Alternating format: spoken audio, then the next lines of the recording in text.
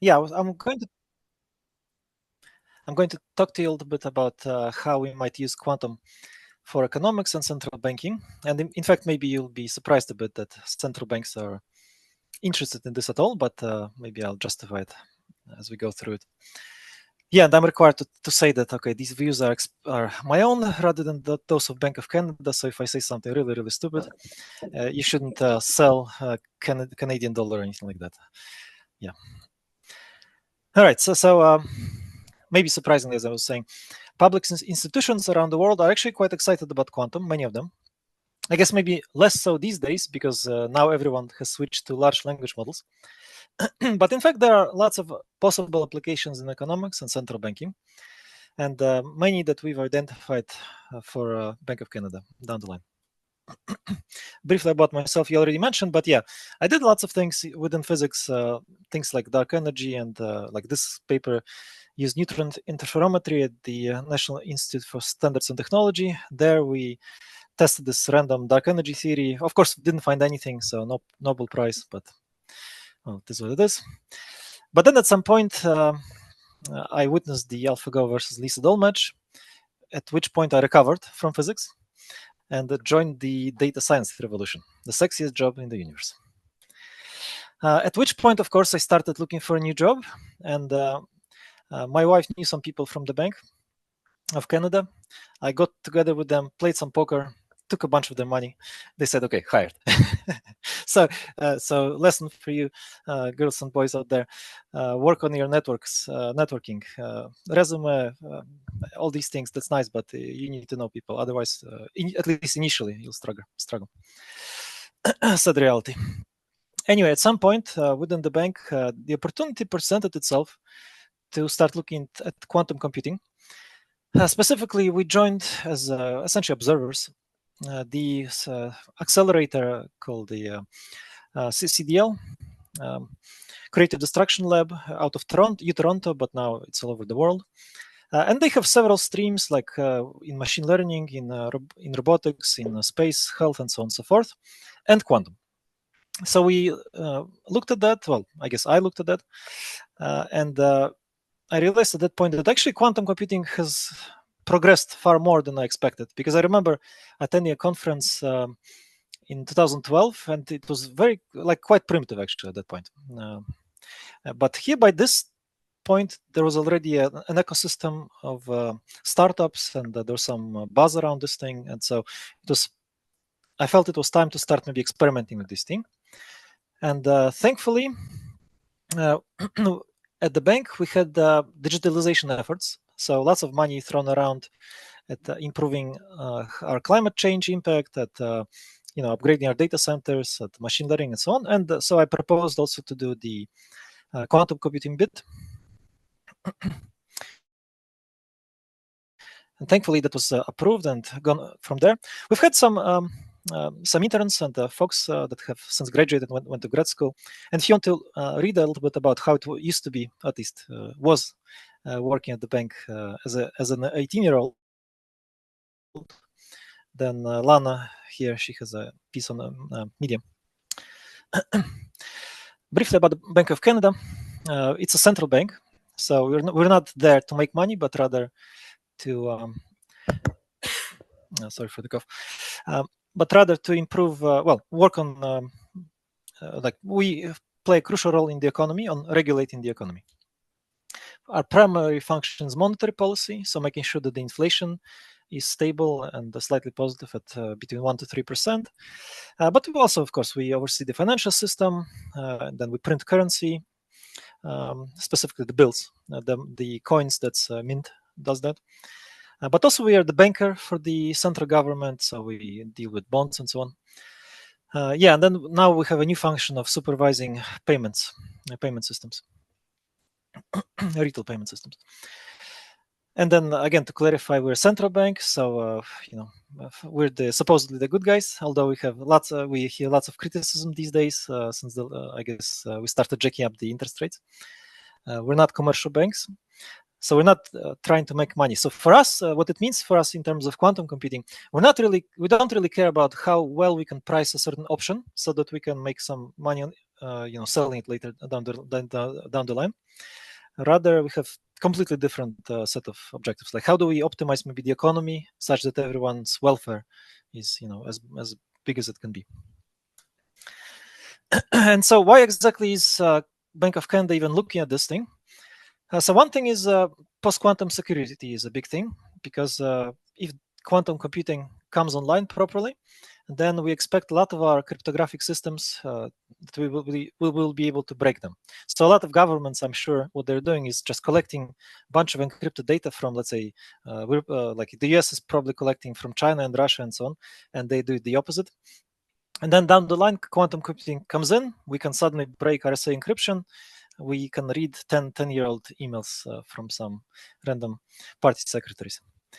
Okay, so anyway, we don't really want that to happen to us. We've got lots of systems connected to not just us, but in fact to other commercial banks and other governments and so on and so forth. So we need to make sure that our cryptography is secure at all times, including after quantum comes online. But also, quantum computing can be a truly transformative industry down the line, the way machine learning has been. So we expect sorry, there's some echo. We expect that there could be lots of jobs created, lots of companies, like a huge impact for the economy. And since this is our business, economy, and regulating it, we want to know ahead of time what might impact it, both on the downside but also on the plus side. Also, because quantum is coming eventually, we want to invest some time in developing the workforce that at least understands the language and is familiar with the concepts, and especially on the leadership side, I think that they are aware of what's actually going on. And then finally, of course, and that's actually what I'm interested in particularly, is how we might apply quantum computing within the bank, within the functions of the bank, to benefit Canadians essentially. Okay, so you probably know about cryptography, but yeah, NIST is, I guess, probably the main institution responsible for devising cryptographically secure schemes. Many of them were broken already, quite spectacularly so, but there's progress there, and new also schemes are being considered all the time. Lots of progress there. And I guess for whatever reason I decided to specify here, this is an old presentation of like 2 years ago, specify that, okay, economics and finance is actually different things. We're economics, so not about making money. Finance is different. So, but actually, there's an intersection there, and one of our papers is in a top finance journal. I'll mention that later. But anyway, just clarification: these are actually different. So now, how might we actually apply quantum computing to economics? There are certain, maybe I would say, fundamental algorithms that ultimately underpin these sort of applications, like Monte Carlo simulations, all kinds of linear algebra, function approximation, differentiation, so on and so forth. And then we might also do quantum machine learning, for example. That's quite interesting, as well as quantum optimization, although I'm actually quite pessimistic about that, but I'll mention that later. As far as specifically economics and finance, frankly, one application that's maybe quite interesting is quantum money, because it has fundamentally different properties from classical money. The challenge is that classical money can be counterfeited always, but in quantum, because of the you cannot copy quantum states without disturbing them, so you can, theoretically anyway, create the kind of money that can be, from a physics point of view, cannot be actually counterfeited. Okay, whether it's actually practicable, whether there's actually any real benefit to that, that's a separate question, but at least theoretically it's kind of interesting. And if you want to read more about it, there's a very exhaustive description of all of that in this paper, and I think actually it became a book recently. There's ideas for data processing, quantum machine learning. There all the time, actually, all kinds of papers come out saying that there's a robust quantum speedup in machine learning and Quantinuum, they have their own kind of NLP model, DiscoCAD, that they think might be a better way of describing a natural human language as opposed to the current architectures like the convolutional neural network and so on, and transformers specifically. Okay, be that as it may. Maybe let me turn a bit to what the kind of things that we've done so far at the bank. Our first paper, and in fact, this is the very first paper in the world to be a quantum computing paper to be published in an economics journal. So pretty happy with that. Like 10 years from now, what will happen, I'm sure, some top professors from Ivy League schools, they'll hire a bunch of grad students who will be able to do the work. They'll, get good results, and they'll say, okay, yes, we've done quantum.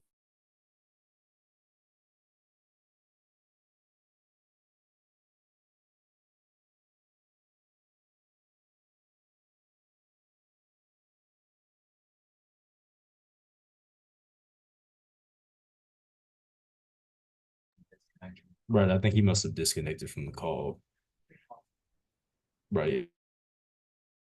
Oh, am I back? Oh yeah, so yeah. We can hear you. Yeah, it was some technological issues. Okay, perfect. So hopefully you've not missed much. I was making random jokes that were probably highly inappropriate. So, but in this paper,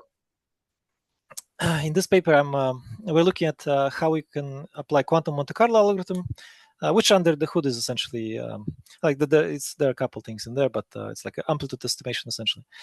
Right. Long story short, can you share your screen again? Oh, sorry about that. No, don't worry about it.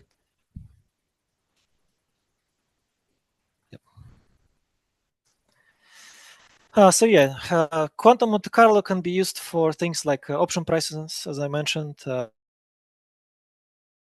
That's what commercial banks like Goldman Sachs and all these folks, that's what they're using it for.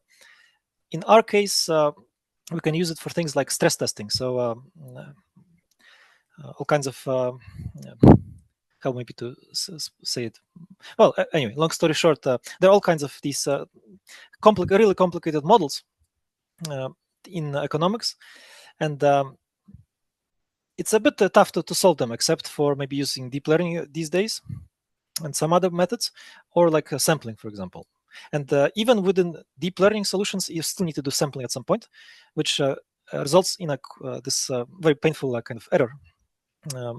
That as you keep sampling more, the return on that sampling is actually decreasing. And so to combat that, maybe quantum Monte Carlo can overcome this thing. And we see that, yes, as the black line is the quantum line, that as we keep sampling, the error rate, the classical, sorry, wait, hold on, the other way around. Black is the classical line where error, falls like this. But with quantum, depending on the gate speed and so on, we might be able to beat these error rates when estimating the solution to the problem, as low as like within a second, depending on the gate speeds. Okay, this is in theory. In practice, you get error correction and all these kind of things, which kill all of these advantages. But maybe we can solve this issue down the line as well. Another paper, which is currently we're trying to get it published now. It looks into network formation. So here we have a cryptocurrency. Like cryptocurrency comes online, different institutions decide should we use it or not, and it becomes an optimization problem where they're trying to figure out if I use it, but then they use it, and so on. And like, how do we do it such that we minimize costs, reduce competition at the same time, and so on and so forth. Okay, I cannot claim that there's really any advantage to quantum here, but it can be done, and we've done it. Same goes for natural language processing that we've tried different quantum algorithms there. For really small amounts of data, quantum can actually even be slightly preferable, although that kind of an advantage tends to disappear when you get enough data, of course, which is for natural language processing usually is the case. So it's a very niche application if it truly works. Okay, then I mentioned finance paper. We took a payments system basically, Bank of Canada is at the center of 17 large banks or financial institutions that are responsible for much of the large payments being made in the economy. And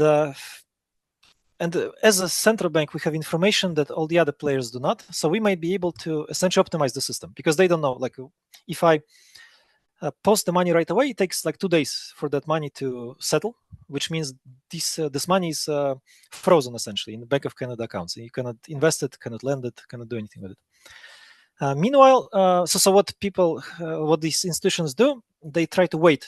Oftentimes, if somebody else sends them the money, then they can give that money as collateral, and then it creates this kind of loop where everybody is staking their payment on this one particular small amount of money, and that way you can have a large amount of payments done relatively cheaply.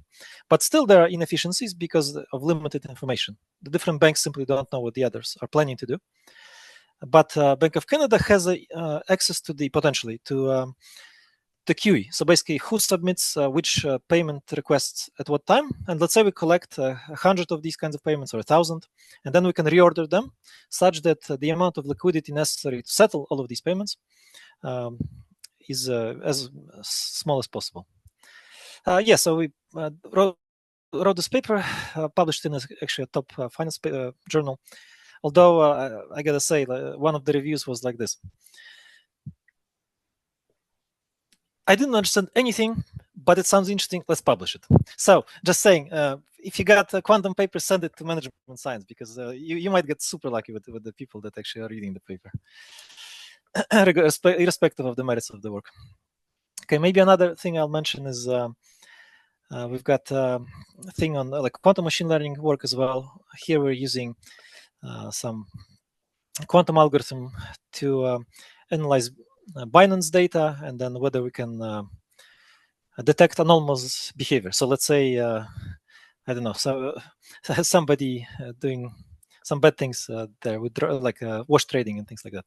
Well, anyway, we actually can detect some things, but then, as always with these things, it's a bit tough to know just how well it works. Possible future work. I'm interested in reinforcement learning myself, so quantum reinforcement learning would be a natural continuation. Quantum general neural networks as well is quite interesting, as well as quantum Markov chain Monte Carlo for much more complicated problems. Actually, we are working right now on quantum Boltzmann machines. So the Boltzmann machines, they were interesting maybe like 30 years ago, 20 years ago, but then obviously lost to deep neural networks. But with quantum, there is actually a reason to think that maybe they are not totally hopeless. And some of the results we're getting are kind of interesting. Okay, so with that kind of, I can conclude maybe that there are many applications in economics and central banking, many applications in public institutions. So the future of quantum is bright. Or is it? So if you actually look at the literature as far as what is quantum truly good at, like what has quantum computing theory so far proven? And if you look at some recent articles, let's say on if there is actually any exponential, at least, speed up for quantum, for quantum chemistry, and this article concludes that there isn't. With respect to optimization, again, this paper, as far as I could see, does not provide a clear path to obtaining any sort of advantage for optimization, as far as I can tell. You can get quadratic speedup again, but because of error correction and how difficult it is to do it, all kinds of small speedups like that will likely disappear. And just as a word of caution, there is a company from Canada, D-Wave, that does optimization and pushes it heavily, but a lot of it is vaporware. Just so that you're aware, frankly, a lot of the companies these days, that's what they do. And in fact, I would go a little bit further than that. Some folks from prominent quantum companies, maybe I shouldn't name names. I mean, the joke that's going around is basically this. Imagine we had a fully working, fault-tolerant quantum computer standing behind us. The best we could do with it is steal half a Bitcoin, because we could crack RSA encryption, but otherwise we actually have no idea what we could do with it. What useful thing we can do it. And here is actually another, maybe to reinforce this point, another recent paper from Xanadu, where they looked at quantum machine learning specifically, and is it actually better? Like, can we, if we do proper benchmarking, can we detect any sort of advantage, theoretical or otherwise? And they cannot in this paper. But the reason I'm actually still optimistic long term, and here I'm trying to, like ChatGPT, I guess, is depicting the singularity event of deep learning merging with quantum computing. And my thinking here is basically that the story should be analogous potentially to how deep learning developed. For something like 40 years, 50 years, deep learning had no real results or no even convincing theory for why it should work. But then suddenly, empirically, once we actually had proper hardware like robust GPUs and large data sets, suddenly we've got ChatGPT, right? So I'm optimistic actually that something like that will happen for quantum computing as well. And with that, let me conclude. And if you have any questions, I'll be happy to answer. Thanks a lot for the discussion, Vladimir. Thanks a lot for the presentation.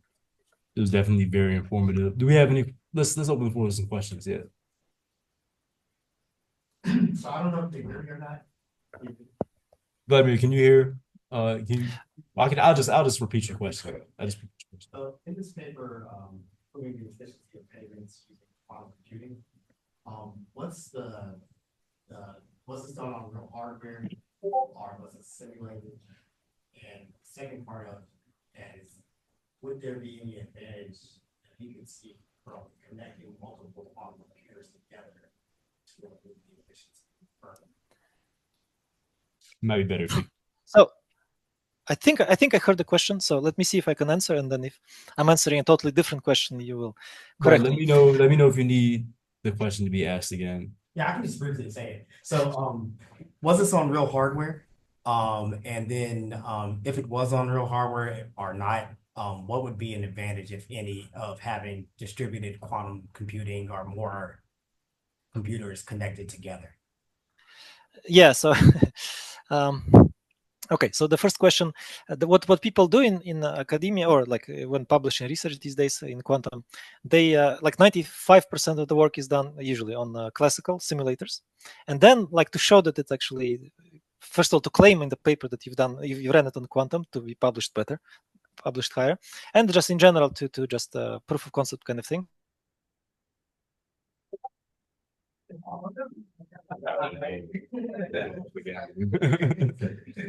Yeah, you. Oh, he's back. He's still here.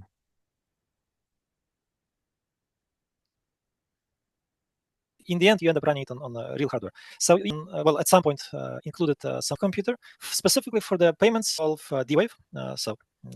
Which of course is a black box. I don't know if you know about the technology, but essentially, we use the hybrid system, which means you send them the data, they do with it whatever they feel that they want, and then profit.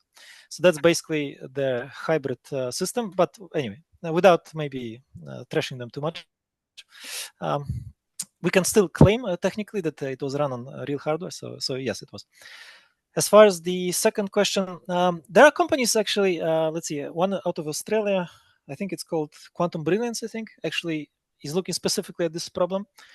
They're developing small quantum processors, like in a diamond sort of thing, out of diamond, like these defects and so on. But basically, yeah, their idea is, I think, that they want to create a bunch of small quantum computers that either they can then join or even just use a small one, let's say in a small device like a phone or something. Okay, that's particular approach I'm not convinced until I see it working in like in real life, whether there's actually any real benefit to that.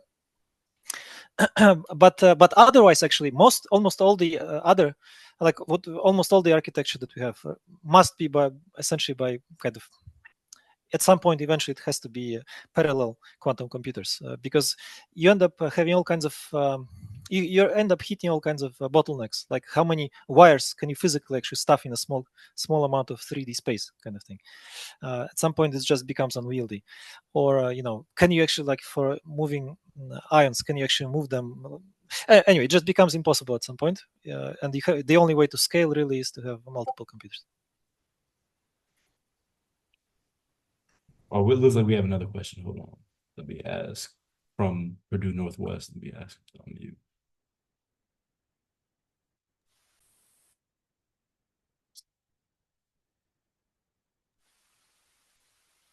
Okay, so we have a question here from our end.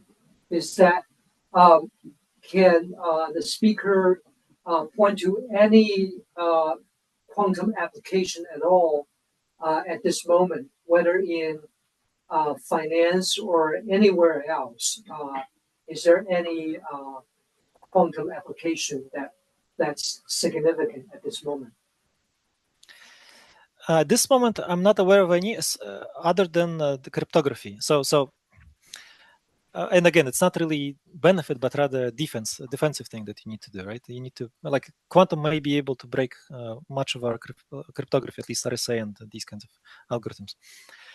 So it's not really a benefit. That's otherwise, as far as I'm aware, the only things that people have shown is a quadratic speedup, and then maybe in some very, very specific edge cases, maybe you can do better than that. But again, those would be highly, highly contrived instances. So, I mean, there might be things like, let's say you do an HHL algorithm for, linear algebra, let's say. Technically, that thing has an exponential speedup, at least if you are using sparse matrices. So, there are a bunch of caveats there as well, and so on and so forth, practical issues. But there are some fundamental algorithms that you might be able to apply in some specific settings, which like general settings, not necessarily finance, but some other things as well, that may give you something better than just square root benefit.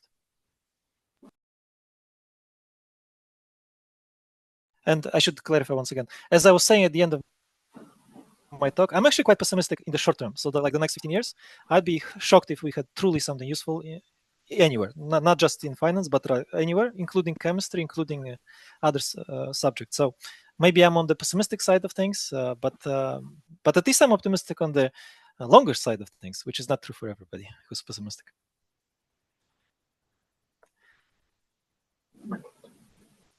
Can I ask another question? Yes, please. Okay, so in terms of AI, we talked about quantum machine learning, quantum AI.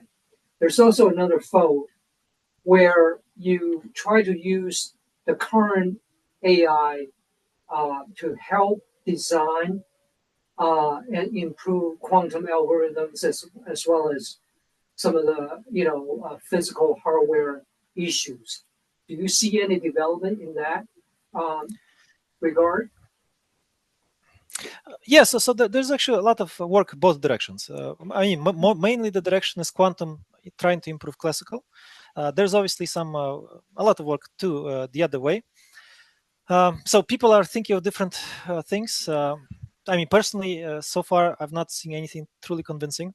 Like maybe one suggestion would be to check out what's happening at the Quantum Technology for Machine Learning Conference, QTML. Like last year, the CERN. It was at CERN, and they posted all the videos, or most of them anyway, together with the slides. And I think from the previous one in Italy, they also had slides for that. So you can take a look at what's happening in the quantum machine learning field. And but broadly, I can say that, as like I mentioned, that Xanadu paper.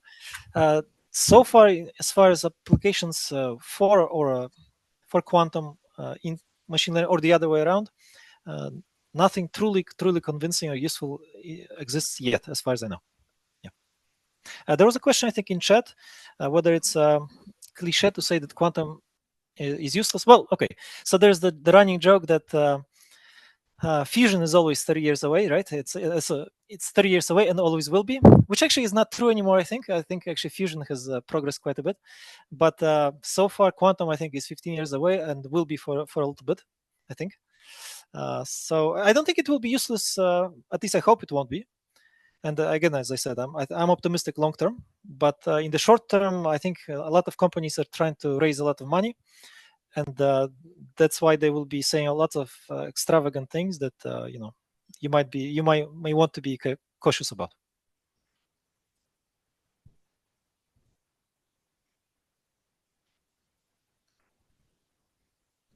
Oh, do you have a question, Professor?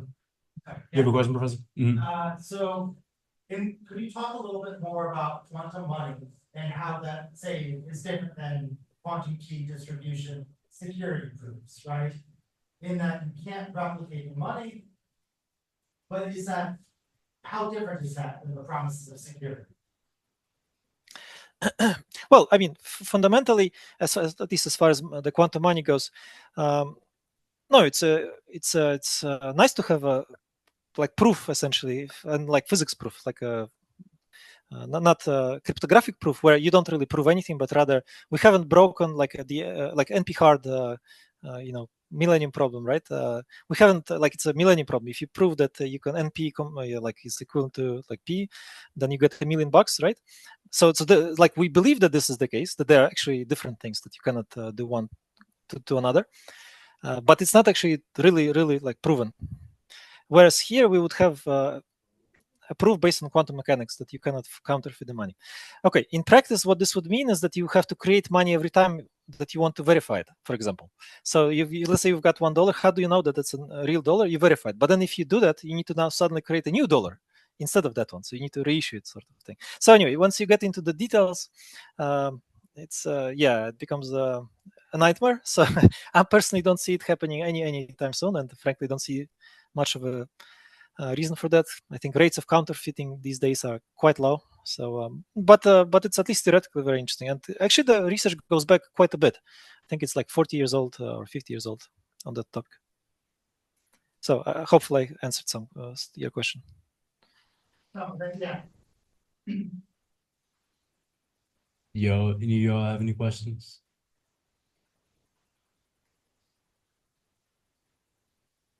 But let's look at the chat, make sure anybody else.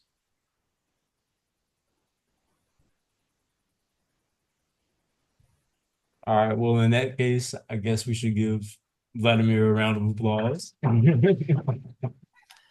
thank you.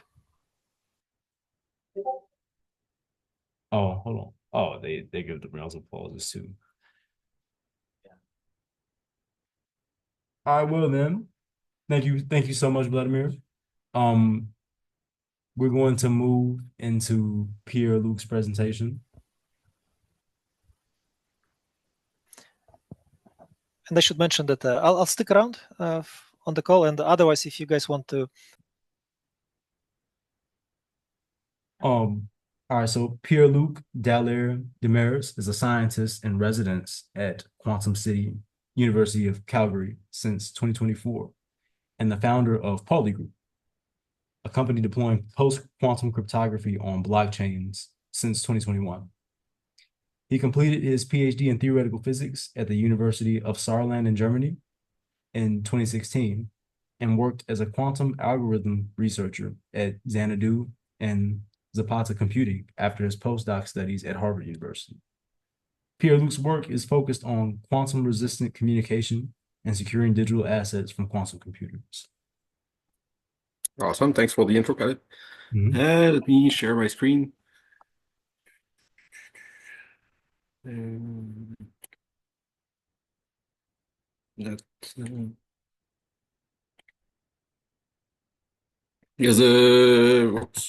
That's the end of the presentation. Go back at the beginning.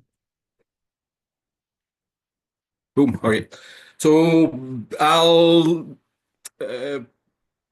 extend a bit on the topic that I guess like Vlad touched, like like cryptanalysis and the specifically like the intersection between cryptanalysis and like cryptocurrencies. So the presentation I mostly like finished like a few minutes ago. So like it's still like a bunch of slides. The order may not be perfect. Also, it may be technical, but at the same time, like it's a lot of like technical topics, which may be blind spots, like on the side of like the quantum scientists. So like anyone, like if there's students like in the audience or like even researchers, there's probably several of the topics which are more like on the edge of the field, which you may not have like seen in details. And I'll give more details. Ask questions. I'll try not to go too deep either, and like move from like feedback I got in the past, like mostly like aim at like the topics to like illuminate like your understanding of like what's happening on that side. Like yeah, quantum cryptanalysis or elliptic curve cryptography. The idea is mostly to try to show you that like like Bitcoin will likely be like a big canary for like quantum computers, like modulo some considerations. And if there's like one important plot, which is important to understand, like in the quantum computing, how it's been evolving, like in the past decades. It's actually from Veritasium, so like you guys know the YouTube channel, and like he made this plot last year. Like it's not in science paper or anything, but like it's just like the best one there's around. So like he did it rigorously, so like it's actually very interesting. And like what this shows is like there's really two phenomenon going on like in quantum computing in the recent years. First, the scales of the machine is increasing fast, or at least like the roadmaps for scaling large quantum computers in this decade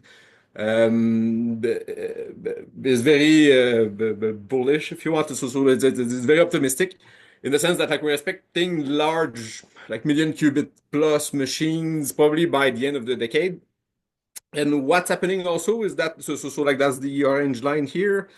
Say from the roadmap of IBM. And what's happening also is say like in blue here is the resources estimation. So the resource we think we need to break, in this case it's RSA, so like factoring. So say 10, 20 years ago, we thought we would need like roughly like 10 billion qubits to break RSA. Like it would be like a machine the size of a city. Back in those days, we had like 3 qubits, like very small machines. But what has been happening in the recent years that this number has gone down quite significantly. So the like from 10 million qubits down to 20 million, probably nowadays close to a million qubits. And what's happening is that the two lines at some point they have to cross. So like the what we expect right now is that like by the end of the decade, like early like 2030s, the resource required to break, in this case, RSA should be lower than the amount of qubits that we have, and ends by that time, which we don't know like for like exactly. The most of the cryptography on the internet like could become compromised. So like and most of the presentation is actually like about those two curves, and like in the relation to Bitcoin. So I'll start like it's like okay, so it's still fairly like technical. I'll talk a bit about elliptic curve cryptography because like most physicists or most people like in quantum computing they hear like textbook about RSA, like, so factoring. But that's not the most interesting cryptography to look at with respect to the medium near-term-ish like development of quantum computers. It's elliptic curve cryptography, which is also the cryptography used for like that underlies the ownership of like any crypto wallet, like in cryptocurrencies, like 99.9% of them. And the basics, so instead of like multiplying two large numbers, like it's related, well, it's based on elliptic curves. So what is an elliptic curve? It's like a curve of like the form y square plus x cube, so elliptic, plus like some like linear term. And it has like this general shape. So it's kind of a like demi, well, it's a curve shape, for which like it's possible to define arithmetics. So like if you trace like that curve like on a real like with real numbers, and you like just draw like a straight line, you will hit always like 3 points. And it's possible, like it's a general rule, you can prove it. So, and but you define, it's just like pure definition, you define an addition rule such that if you draw like a straight line through P, Q, and R prime, you define like R, like you just take like the reflection along the x-axis. You define R here to be the sum of like the point P and Q. So this seems arbitrary. But it enables to define like a group addition, group multiplication on this curve, like with those points. So like and like it's pure geometry. So like you can derive that like with geometry. And once you can do like point addition, there's a way to define like point multiplication, and then it gives you like a full like scalar group. So you can start multiplying like points on an elliptic curve with scalar numbers, and then you get like a consistent way to do like group operations like on this object. And like once you do the math, like, it's pretty straightforward, and it's all defined geometrically. And like and to do cryptography, like there's a mathemagic step essentially that like this geometric definition of like defining like a scalar operation on elliptic curves, it works like on real numbers, but it also work if you have like a finite integer numbers. So like that's mathemagic. This is so that like if you define say a 256-bit range, then it's possible to using the same like geometric rules to define like all the group operations like on some curve like that. It doesn't look like that like in the like in the space of real like of integer numbers. It's really like it's completely mixed, like it just like goes all over the plot, which allows you to do cryptography. So in a sense, so if you start with a point like on that curve, you multiply it by some scalar number, then you get another point on the curve. And this direction is one way. So like if you have like the resulting point, you cannot know what was the original point without knowing the scalar. So like this scalar becomes like a private key in cryptography, and the like your resulting point is your public key. So that's why I say on cryptocurrencies, often like they will say, okay, like your public key is like the public point that you share, and like your wallet, if you want, like is a scalar number, which is like how you got to that point. And like classically, we don't have a way to solve it efficiently. So like there's like something called like the polar kangaroo algorithm. So like if you have n bits of your key, if you want, like the time it will take to recover the like from the public point, the time it takes to recover like the scalar number is 2 to the n over 2. So like it's exponential in the size of the key. So that means that like if you have the like 256-bit key, like you can break on a classical computer say 32 bits like on your cell phone, but like each time you add in this case like 4 bits, you double the difficulty or the time it takes to break like to recover the scalar. And classically, like there's this was developed like in the 90s. It was mostly adopted in the early 2000s, and there's a set of challenges. It's a bit similar to the RSA challenges. So there's the Certicom challenges, which try to like keep track of like how far people are going got like into breaking its curve cryptography.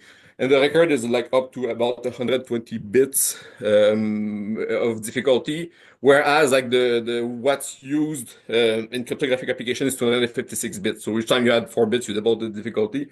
We're quite far classically to be able to break the cryptography of say Bitcoin or like the other cryptocurrencies,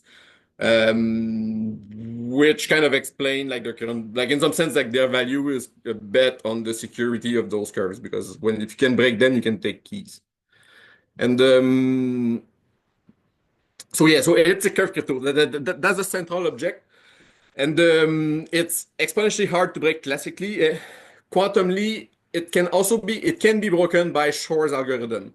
So like if you read Shor's paper, like it was actually okay. So for elliptic curve, the problem is called the elliptic curve discrete logarithm. It's a discrete logarithm, and if you read Shor first found the algorithm for discrete logarithms, and then like a few days later, he found the algorithm for factory. So actually, like discrete log came a bit before. And what is less known, I guess, in the quantum world is that the resources to break elliptic curve cryptography are about 1,000 times less than what you need to break RSA. So here what you're looking at is like the resource estimation that was done by for the BSI by my the PhD advisor. And the blue lines are the lines for breaking, say, 160 bits, say 256-bit elliptic curve cryptography as a function of the noise, like the logic, like the physical noise on your quantum computer, and the number of like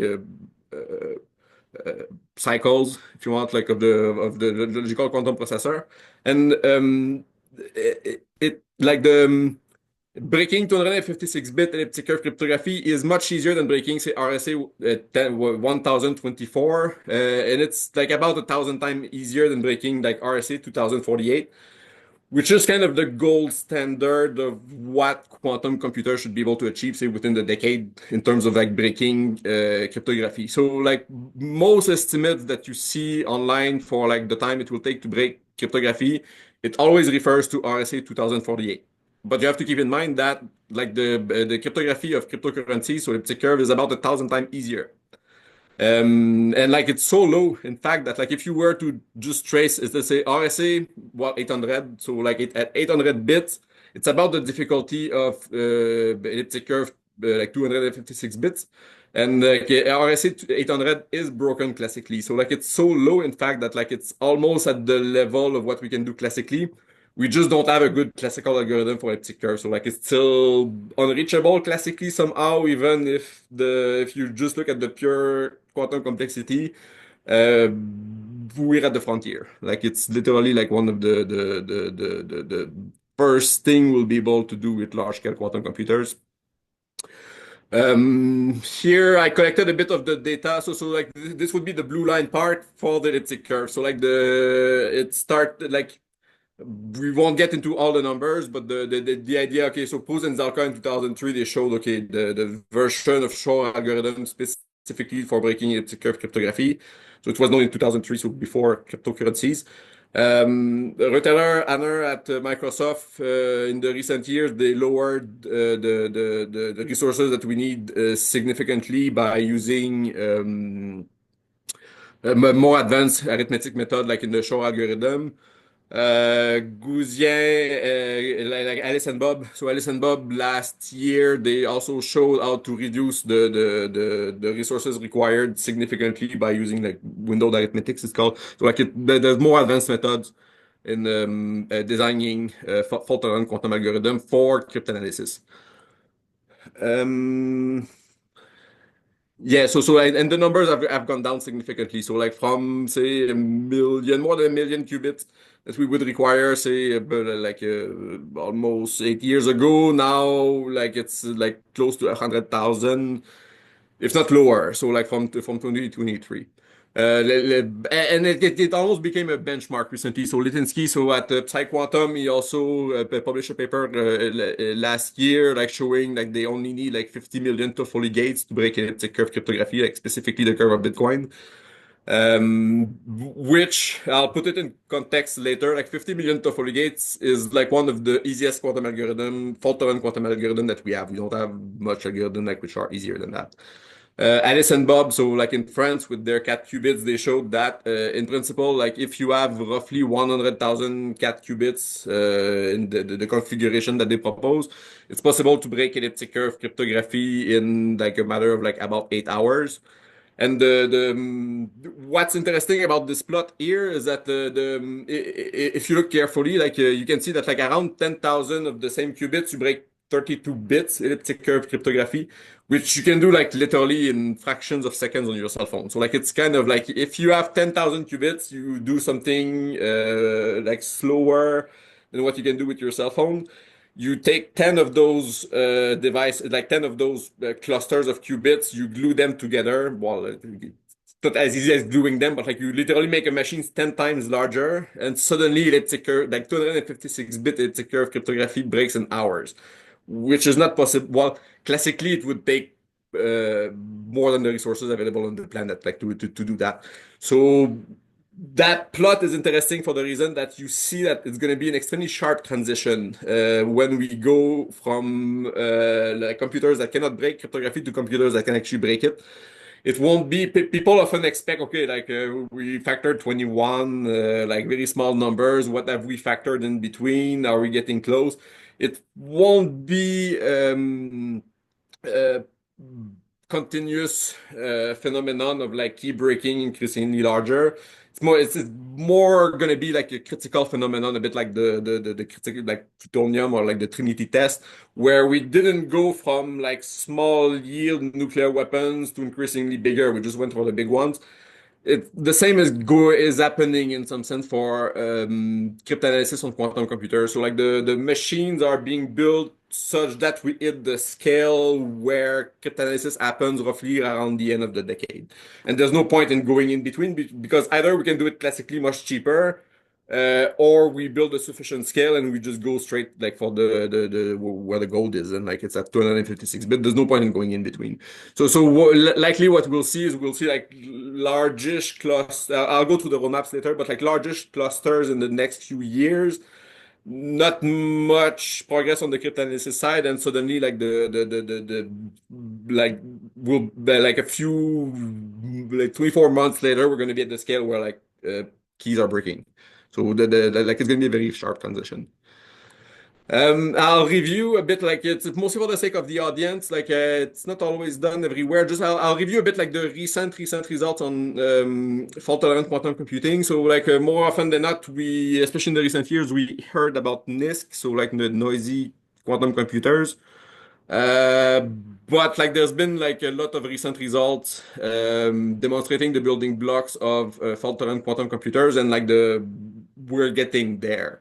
So like the basic idea is that you have like physical qubits with some noise the noise rate, and then by using a lot of physical qubits to encode fewer logical qubits, it's possible to reduce the error rate to a level such that we can do, say, 100 million gates with a low probability of error, like 1 billion. So like essentially with error correction, you first like you pick your algorithm, you count roughly how many gates you need. If it's like 1 million or 1 trillion, you set the scale of your processor such that the error rate is low enough that with high probability there won't be an error, and then that sets the number of qubits that you will need to run your algorithm. So that's roughly like the process. And recently, like on the side of so this was theory, like the theory was known like since the 90s. The surface code was developed by Kitev in 97, I think. There was like theoretical development in the 2000s, and since about last year also, like we've been seeing results experimentally demonstrating that the theory works and that we can build qubits with low enough noise such that when you add qubits, the total noise goes down instead of going up. So in the NISQ era, like you add more qubits, your results get like worse. In the fault-tolerant era now, you add more qubits and your noise goes down, so your results gets better. And like so it's qualitative transition that we're starting to see, and that is kind of like one of the first, like one of the middle milestones to get to the machines that can break cryptography. And then what we're seeing, say with the repetition code, we can see that we can like take noise in like encode 1 qubit and take the noise down. In this case, it's 10 to the minus 7. They have more recent results at Google where they went down, like they show that the noise floor is at 10 to the minus 10. So like they can encode essentially a qubit and like have an error rate of 10 to the minus 10, which is like at the scale where you could do cryptanalysis if you had enough of them, but in that case, like it's one like repetition qubit. And like it's not a repetition code, so 1D line that people are already building. It's really like the surface code. The idea of the surface code, like it's a patch in 2D or like but maybe higher dimension, but like it's in 2D. And the idea is that like, if your noise, so P is lower, than like some given threshold, about 1%. So if this number in parentheses is below 1, then as you add qubits in the exponent, that number just like compounds downward. So like it goes down, and the effective logical error rate goes down as you make the code larger. And like this, I think like the zoom windows are like above the cursor, but like on the right side, I think do we see this? Yes. So like this is the recent result by Google where essentially so lambda, so like it's how much you decrease the noise each time you add distance 2. I think I don't remember why it's distance 2, but like each time you add you increase the distance, the noise, the logical error rate goes down by a factor 2. And the gold standard to get to cryptography is that the error rate should go down by a factor 10. So we're about a factor 5 in quality away from the scale we want to be, like just to scale aggressively.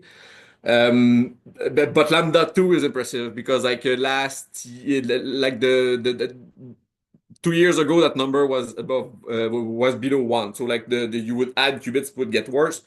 And the Google has this very impressive plot, like where they essentially show like is the difference between like error 3, error 5 codes, and each point is a like improvement, improvement to the hardware. So like it's like a different version of the hardware.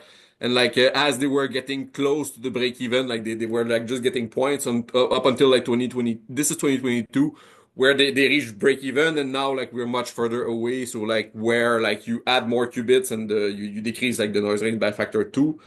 And this is recent. So like 2022 we were roughly lambda 1. This year lambda 2. Last year this year lambda 2. Which is ahead of what people thought we would be at in 2024, and lambda 10 is probably 2026, 2027. So like it's getting very close unless like there's unknown physics. And they can even show like the threshold theorem. So like at you can simulate noise, and you can show like at like show that like at some below some noise level, like you decrease like the noise. And this is great because it was a theory plot from like the 2000s that they showed these matches exactly. So the theory works perfectly. So we de-risk physics. We largely de-risk the fundamental physics of like fault-tolerant quantum computing. In the sense that the next challenges are really like how do you still reduce the noise a bit more and like make a very large quantum computer. So like we're at the scaling part, and I can go over that quickly, but like there's even now better code. So like if you use long range couplers, then you can reduce the number of qubits by another factor, about 15 that IBM found. Last month, Craig Gitney at Google, like the main, this is getting technical. I'll be quick. Like the main resource, like the main component for like fault-tolerant quantum algorithms is like the T-gate factory. And like Craig Gitney reduced the cost by about a factor 1,000. So this used to be like the dominating cost, like for like breaking cryptography, and even like, and it was not included in the previous estimation plot. And now like we just got another factor 1,000 reduction. So like the blue line, the orange line, like they're converging and they're getting closer to us in time. Such that we don't act. This is so recent that we don't have estimates for the impact on cryptanalysis. We don't know if it brings it like closer by a year or 2 years or 3 years, which is like extremely near future. And like maybe what triggered like the quick race to like large quantum computer was a result by Craig Gitney on RSA. So like that's the beginning of the curve at the resource that go requirement that go down like at the beginning. So like instead of 10 billion qubits in 2019, Gitney and Ekera, like they found that like okay, with 20 million qubits we would be able to break RSA 2048 in 8 hours. And this kind of triggered, I guess, the accelerated race toward large-scale quantum computers. Like if in 2019 people were expecting we'd have maybe 100 qubit by 2030, and suddenly in 2021, like the DARPA basically like went around all the large suppliers and like asked them for their roadmap, and they compiled the results, and like following like the results of Gitney, like on factoring RSA, it was decided, okay, like since we don't need like 100, like say 10 billion qubits, we only need 20 million. The people realized that like it was possible to do that probably by the 2030s by aiming at like a million qubit quantum computer by 2030. So it was like largely John Martinez like in those years. And the DARPA compiled everything, and like they released the results in 2021 saying, okay, like we're going like large companies are going to a million qubits. Like it's gonna break likely like RSA, like in the early 2030s. So like, what can we do with those machines at the time? Um, and the then companies like essentially publish their roadmap. So I have like almost 10 of them, but like I'll just show two like Google. So like Google, they showed like they're aiming like at the million qubit quantum computers by 2029. Right now they're in between like the prototypes and like the larger devices, and like once they show that in 2025, like they want to show like a very long, like with the 1,000 qubit, like a very long-lived logical qubit, and from there they tile the logical qubits until crypto breaks. That's the principle. IBM has a similar roadmap. They say like 2033 based on like their technology, like for hitting the scale where it becomes relevant for breaking cryptography. Almost all companies have similar roadmaps in the next decade. So Quantum, just to name it, they all have like the similar roadmaps. And there's the group in Waterloo, so Mike Mosca, Marco Pieni. So every year they're compiling like the expectation of like researchers as to like when RSA 2048 breaks. And this number, like this curve keeps like getting closer also. So based on the roadmaps and the lower resource estimation, like a lot of people are expecting that within 10 years, 10, 15 years, like almost 15%, like 50% of people, of researchers expect that RSA will be broken like by those times. Yeah, so I guess so this is just like the RSA challenge. Given like the way it's developing and the fact that it's a critical transition, like we likely in the 2030s we'll see very, very sharp transition like on the size of the numbers that can be factored like with quantum computers. So it won't be like small numbers going to larger numbers. It will be almost like a discontinuous break in the scale that we can do. What is at risk? Well, like a large part of the internet is at the cryptography of the internet is at risk. So like already like all the messaging apps, they started upgrading the cryptography. Say Zoom already I think is using PQC, Chrome, iMessage, Facebook, WhatsApp, Signal, like they're already all moving because like the nation states like they like it's harvest now decrypt later, so they're harvesting data at some point it would be decrypted. The United States, like following like so 2021, 2022, the US government says, okay, like quantum, we will scale quantum computers fast to get to cryptanalysis. So let's upgrade all the crypto. So like the president signed the National Security Memo 10, like essentially like outlining the next step for upgrading like all US agencies like toward quantum resistant cryptography.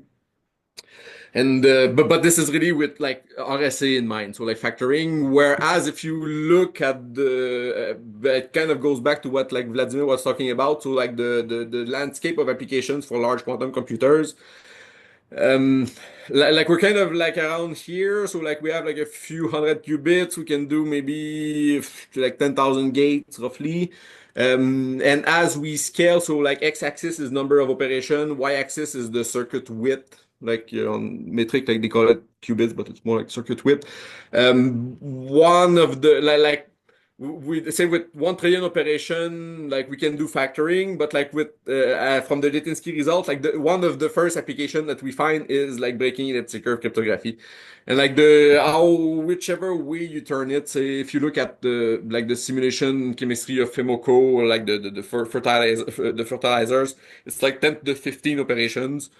Well, 10 to, well, it depends on how it comes, but like they say that, well, let's just pick a number, say 10 to 15, like the application in, say, nuclear physics is also like on the same order.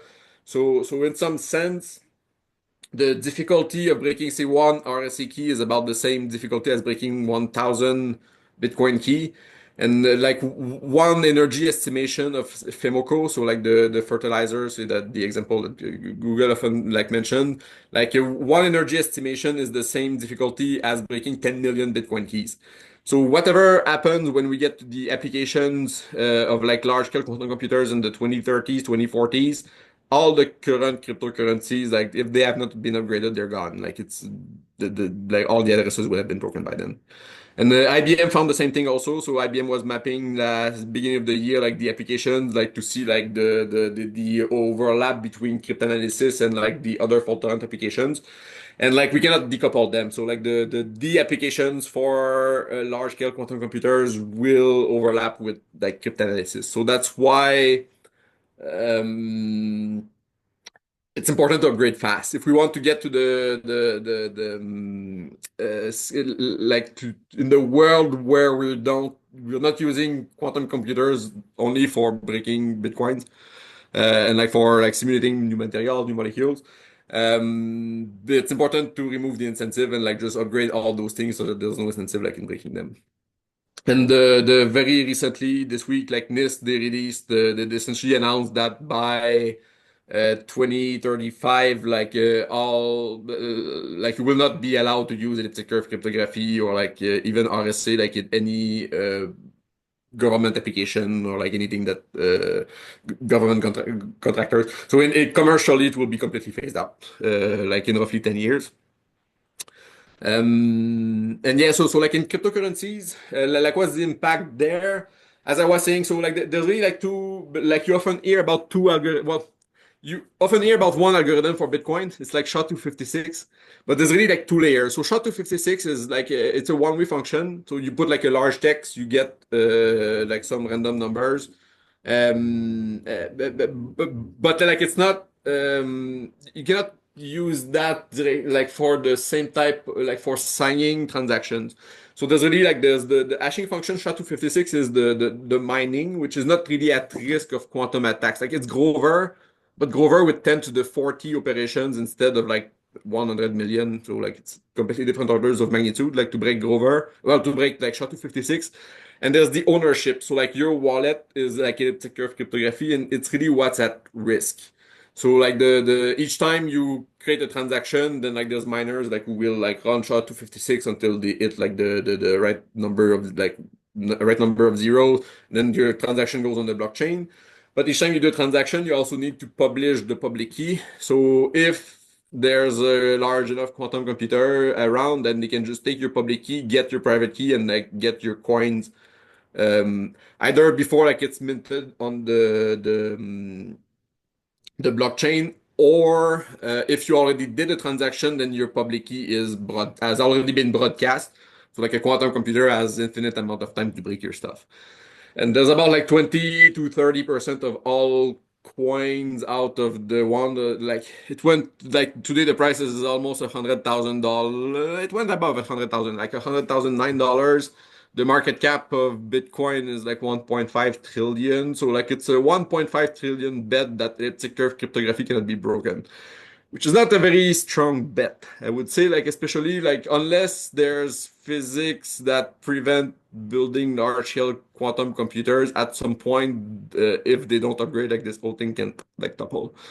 Especially since like the first millions of bitcoins, like it just like they were using the public key as the address back then, so like you don't you can just like pick them like apples, like it's but by far we don't have applications of quantum computers where you can make like $100 billion like in a year, like by solving like chemistry problems or material problems like so directly. So it's a massive canary. Uh, a bit of self-promotion. So like with Pauli Group, so like I started that in 2021. The goal is to upgrade blockchain. So we made like the first quantum resistant wallet using Lamport signatures on Ethereum. Since Ethereum has but like it's available, you can just download it like on the Google on the Chrome store. And we're since like Ethereum has smart contract, it's possible to design wallets directly on the chain such that a transaction cannot occur unless the network verifies like a Lamport signature. And the Lamport signature is like it's quantum resistant. So while quantum resistant, it's vulnerable to Grover, but it takes 10 to the 40 operation. So probably a quantum computer the size of the moon to break rather than the elliptic curve crypto, which takes a quantum computer with 1,000,000 qubit. So in terms of quantum resistance, it's extremely resistant. And the network has to verify transactions. So like someone with a quantum computer would not be able to break those keys in any reasonable amount of time. And like it protects like all the assets tied to those wallets. And it is the only one like deployed on Ethereum so far. So like it's a very simple process. Like it's an address with a wallet. You pick like if you want it. You can still pay the elliptic curve, but like it's a switch. So like by default it's like Lamport now. But it does what's written on the tin. So like it protects your assets against like quantum computers. That's it, I guess. I don't know how much time I went, but that's roughly the message. So like the message is really that on the near term, one of the first applications of quantum computers that we have, like for sure with an asymptotic speed up, is not breaking RSA, it's breaking elliptic curve cryptography. And elliptic curve cryptography is kind of the ownership foundation of like all cryptocurrencies. So in the near term, it's important to upgrade all those systems. And like probably push it on the Vladimir side, like even on the regulator side, like since there's like Bitcoin ETF and like Bitcoin, like Ethereum exchange traded funds in Canada, like it's probably a good idea to have those quantum secure. So if you think about the BlackRock ETF, there's 100,000 Bitcoins in there, and like the public keys are out there, so like it's a big juicy target for especially foreign adversaries like would be competing like in the quantum space. That's it. All right. Let's give Pierre-Luc a round of applause too. I'm gonna open the clips and oh no, those aren't questions. Right. From the audience, do we have any questions?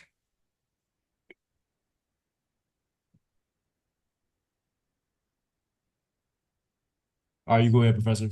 I was open to asking a question. Oh, you were open to asking a... Yeah, I had a question. Oh yeah, go ahead. So with these different devices, they're reaching a break-even point. Am I correct in my recollection that no one has done break-even logical operations yet? And do you foresee that adding, 5 to 10 years, or even just 5 years, to the timeline for how long it'll take to make a logical quantum computer that can break encryption? Logical operation should come rather fast. So like for fault tolerant algorithm, the most challenging operation is memory. So if you can do memory already, like you are doing, well, like which is like like the current demonstration, you're already doing like a large part of the work. So because like all other Clifford operation, they're just like a different measurement schedule. And the big part to show is like the non-transversal operation, so like the T-gates.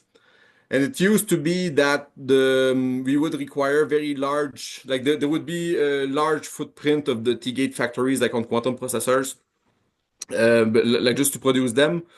With the result of Gitney from last month, I would not be surprised if people are already trying it in the lab like now. And like if there were experimental results for T-gates below threshold next year, like in Nature of Science, I think that would be pretty much like on schedule.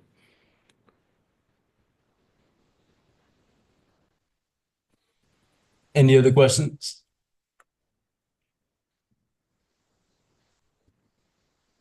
Honestly, I had some questions myself. So I'm interested in abstract algebra, right? I would like to know, like, what are the most important papers and important, like, textbooks, perhaps, for someone that will be interested in engaging with the research that you do? If you want to do like cryptanalysis and go down into that path, I would recommend like what's his name? It's Arthorn, like do algebraic geometry. Hartshorne algebraic geometry. Yeah, go down algebraic geometry. If there are to be new classes of quantum algorithm, it may be like in that zone, like I in that see. area. But I would say it's more like on the unexplored side, or like there's very, very few people with that background looking at new Right. quantum algorithms. Right. Yeah. So I would say that that's the important part. Otherwise, in terms of papers, um, I would recommend like the all the recent Litinsky paper. So Litinsky from PsyQuantum. So like his paper on the game of surface codes. If you want to understand like the basic operation of the surface code, I think it's one of the important papers from the recent years. The Alice and Bob paper on cryptanalysis is also very well written, like for elliptic curve cryptography.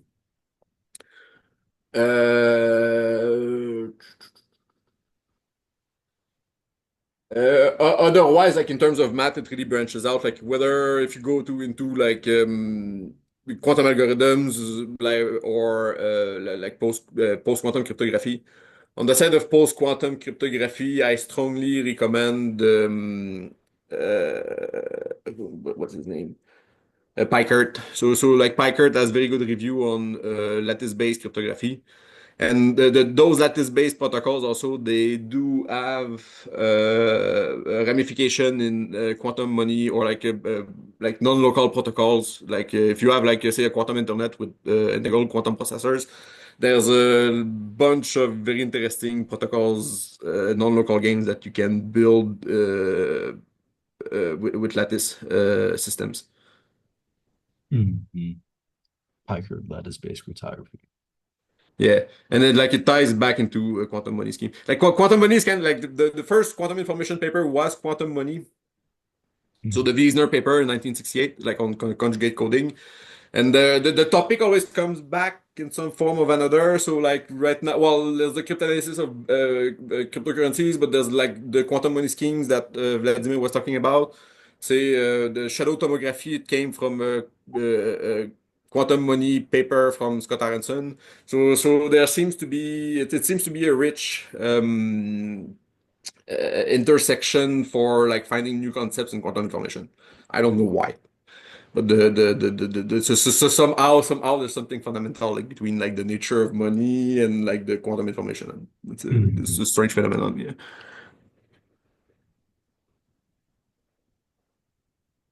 Let's see if we have any other questions in the chat. Questions, comment. Yeah, let's technical. I don't know like the full level, but like the important part is really like that first plot here like is like if, that's really the essence.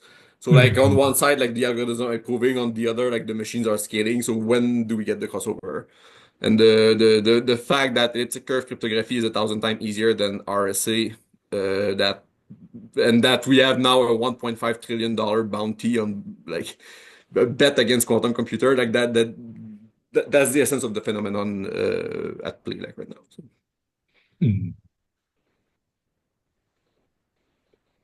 Any other questions? Professor. This is less about the quantum side, but what would preclude,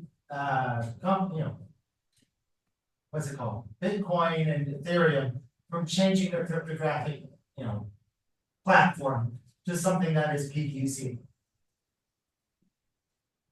Okay, can you repeat the full question? I got some of the words, but I don't hear the full question. Well, couldn't Bitcoin and Ethereum change the protocol so Yeah, that well, PQC instead? it's a coordination. The people problem is more difficult than the technical problem. So like the technical problem, like so yes, the first yes, especially since like July, the NIST like has released like the new like a set of new standards, which make for bigger key size, but like in principle they're fit like to be used for cryptocurrencies. Say the problem with Ethereum, Vitalik just announced that he wants to upgrade Ethereum, but he doesn't have a precise roadmap yet. So like it's bound to happen at some point.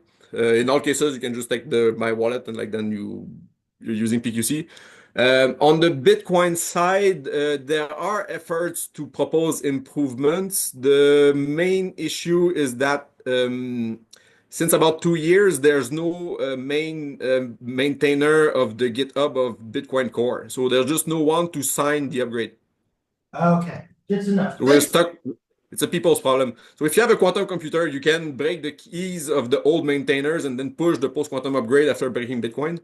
But in between, it's really about coordinating like all the players in the field to all upgrade to the same algorithm at the same time. So that's the real difficulty. And then every user have to upgrade their assets. So it's really more about coordinating a lot of people than like the technical problem of like upgrading the chain because like the algorithms upgraded are known. So and like they're well tested. Mhm.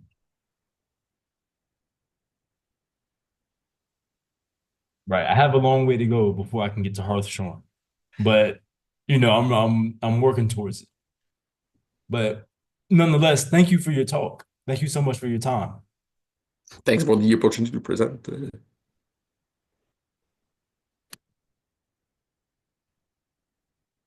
All right. Well, if there are no questions left, I want to thank all of our listeners for coming online. I thoroughly enjoy both you and Vladimir's talks. Perhaps we could hold something like this again, perhaps maybe next year or a couple years from now. Um, yeah, I just want to just overall just express my gratitude for you all agreeing to come on and give us these presentations. Like, thank you so much. Let's give our speakers another round of applause. Well, thanks for the opportunity to present again. Thank you. Right, I'll probably send both of you some. I will for sure send both of you some follow-up emails. But for now, you all just have a nice evening, and we'll stay in touch. Awesome. Take care, guys. All right. Goodbye. All right, goodbye.